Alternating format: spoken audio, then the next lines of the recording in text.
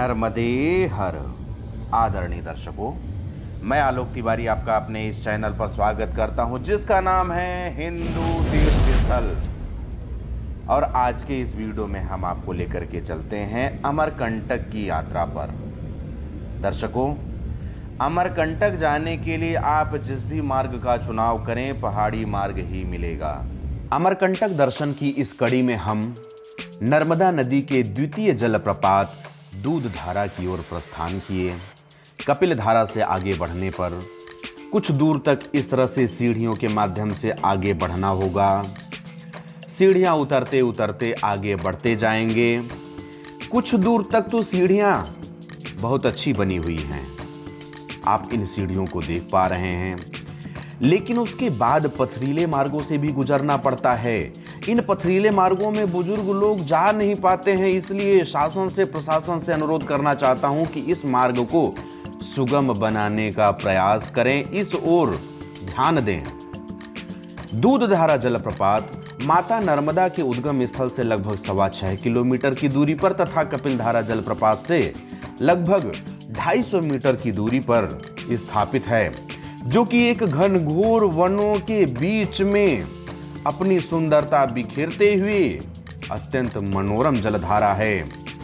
आप इस पथरीले मार्ग से गुजरते हुए आगे की ओर बढ़ते जाएंगे और अंततः दूधधारा जलप्रपात तक पहुंचेंगे, जहां पहुंचकर इन पथरीले मार्गों की थकान भूल जाएंगे। आप देख पा रहे हैं, दर्शन कर पा रहे हैं, घनघोर वनों के मध्य से माता नर्मदा गुजरती हुई आगे की ओर बढ़ती जा रही हैं। यह क्षेत्र अत्यंत दिव्य, अत्यंत अलौकिक है, क्योंकि यहाँ पर अनेक संतों ने, अनेक ऋषियों ने तपस्या के माध्यम से सिद्धियां प्राप्त की हैं। आप माता नर्मदा की पावन धारा का दर्शन लाभ प्राप्त कर पा रहे हैं। इसी कड़ी में आगे बढ़ते बढ़ते आप उस स्थल तक पहुंचेंगे जहां पर दूधधारा जलप्रपात है और उसी के निकट में ऋषि दुर्वासा की तपोभूमि भी है। आप यहाँ पर देखिए, एक महिला अपने बाल बिखरा करके कुछ अजीब सी हरकत कर रही है। ऐसा माना जाता है कि यह कोई भूतिया हरकत है, लेकिन हम इस वीडियो के माध्यम से इस बात की पुष्टि नहीं करते हैं कि इसमें कितनी सत्यता है, लेकिन कुछ तो हरकत हो रहा है। आप इसे भूल जाइए, आगे की ओर बढ़िए। माता नर्मदा की कल कल धारा के साथ आगे बढ़ते बढ़ते अंततः आप दूधधारा जलप्रपात तक पहुंच जाएंगे। आप दूधधारा जलप्रपात का दर्शन लाभ प्राप्त कर पा रहे हैं। यह जलप्रपात माता नर्मदा का द्वितीय जलप्रपात है। लगभग 12 फुट की ऊंचाई से गिरता हुआ यह जलप्रपात अत्यंत वेग से गिरता है। वेग से गिरने के कारण इसका रंग धवल दूधिया रंग का दिखाई देता है, इसलिए इसका नाम दूधधारा जलप्रपात पड़ा। एक किंवदंती के अनुसार पर यहीं पर महान क्रोधी ऋषि दुर्वासा तपस्या किया करते थे। उनके नाम से इस जलधारा का नाम दुर्वासा धारा पड़ा। बाद में अपभ्रंश होते होते दूधधारा के नाम से विख्यात हुआ। एक कथा और भी मिलती है कि जब यहाँ पर ऋषि दुर्वासा तपस्या कर रहे थे तो माता नर्मदा उन्हें साक्षात दर्शन दी थी और उन्हें दुग्धपान कराई थी, इसलिए भी इस धारा को दूधधारा के नाम से जाना जाने लगा। माता नर्मदा का दर्शन करने के लिए दूर दराज से लोग आते हैं और जब वे दूधधारा जलप्रपात तक पहुंचते हैं तो इस जलप्रपात में मस्ती किए बिना अपने आप को रोक नहीं पाते हैं। कितना भी डरपोक व्यक्ति हो, यहाँ तक पहुँचने के बाद अपना सारा डर भूलकर इस जलप्रपात में स्नान एवं मस्ती अवश्य करता है। इस जलप्रपात का मनोरम दृश्य बरबस ही लोगों को अपनी ओर आकर्षित करता है। आप देख पा रहे हैं कितना स्वच्छ, कितना निर्मल माता नर्मदा का यह जल, जो कि झरने के रूप में गिरने के बाद आगे नदी के रूप में प्रवाहित हुई। यह अत्यंत मनोरम, अत्यंत निर्मल जलधारा हमारे, आपके, सबके मन को मोह लेता है। आप जब भी अमरकंटक आएँ तो दूधधारा अवश्य आएँ। यहाँ तक आकर के दूधधारा जलप्रपात का दर्शन लाभ प्राप्त करें। यहाँ पर आकर ऋषि दुर्वासा की तपोभूमि का भी दर्शन लाभ प्राप्त करें, उनकी तपस्थली का दर्शन लाभ प्राप्त करें। आप देख पा रहे हैं माता नर्मदा की इस धारा में चुनरी बंधी हुई है।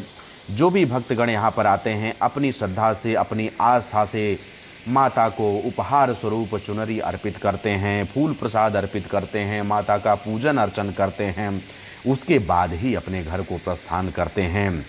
कुछ ऐसे भी भक्त हैं जो माता नर्मदा के जल को अपने घर ले जाते हैं, क्योंकि माता गंगा से भी पावन माता नर्मदा को माना गया है। नर्मदा जल अत्यंत उत्तम जल है, इसलिए आप जब भी यहाँ पर आएँ अपने घर नर्मदा जल अवश्य लेकर के जाएं। दूधधारा जलप्रपात के ठीक बगल में ही एक सुरंग नुमा गुफा दिखाई देगा। इस गुफा के अंदर अवश्य प्रवेश कीजिएगा, क्योंकि इसी गुफा के अंदर बैठ करके ऋषि दुर्वासा तपस्या किया करते थे और यहीं माता नर्मदा उन्हें दर्शन दी थी। इस सुरंगनुमा गुफा के अंदर बिजली की कोई सुविधा नहीं है, आपको टॉर्च लेकर के जाना पड़ेगा। आपको सिर्फ एक दीपक जलता हुआ दिखाई देगा, जहां पर माता नर्मदा स्थापित हैं वहीं पर एक दीपक प्रज्वलित रहता है। उसी दीपक को आधार मान करके आप इस सुरंग में अंदर प्रवेश करते जाएंगे। यह सुरंग इतना छोटा है कि इसमें आपको झुक करके या बैठ करके माता नर्मदा का दर्शन करने के लिए अंदर तक पहुंचना होगा। वहां तक जाएंगे तो माता नर्मदा का दर्शन लाभ प्राप्त होगा, जो कि माता नर्मदा मगरमच्छ पर बैठी हुई अपने भक्तों को दर्शन दे रही हैं। साथ में अपने बाएं हाथ में एक शिवलिंग भी रखी हुई हैं। माता नर्मदा का आप दर्शन लाभ प्राप्त कर पा रहे हैं। प्रेम से बोलिए हर हर नर्मदे। माता नर्मदा का दर्शन लाभ प्राप्त करने के बाद आप पुनः उसी मार्ग से वापस आएंगे, क्योंकि अलग से कोई मार्ग नहीं है। इसी सुरंगनुमा मार्ग से पुनः वापस आना होगा।